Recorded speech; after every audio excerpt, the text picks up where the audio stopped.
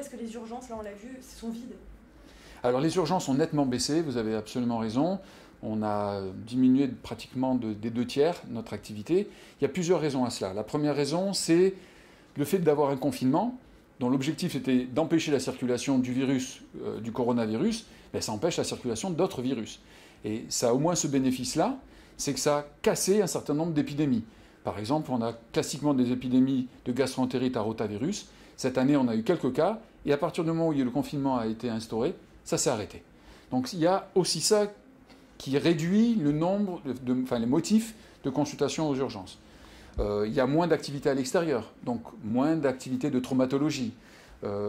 Par contre, un autre inconvénient très, très important, c'est que les gens peut-être viennent beaucoup moins rapidement à l'hôpital pour un certain nombre de problèmes qu'ils considèrent peut-être un petit peu moins graves, ou en tout cas, ils se donnent plus de temps pour dire je vais arriver aux urgences parce que j'ai peur d'aller aux urgences, parce que c'est à l'hôpital, et qu'à l'hôpital, je risque d'attraper le coronavirus. Et là, ça devient un vrai danger. Parce que dans certaines pathologies, malheureusement, ça ne pardonne pas. Si vous ne prenez pas dans les temps, il y a un risque pour la santé de l'enfant, comme de l'adulte d'ailleurs.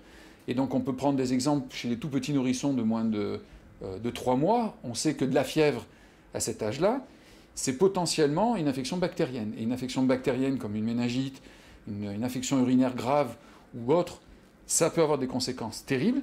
Et donc chaque heure compte. Et prendre du retard pour ça, c'est délétère.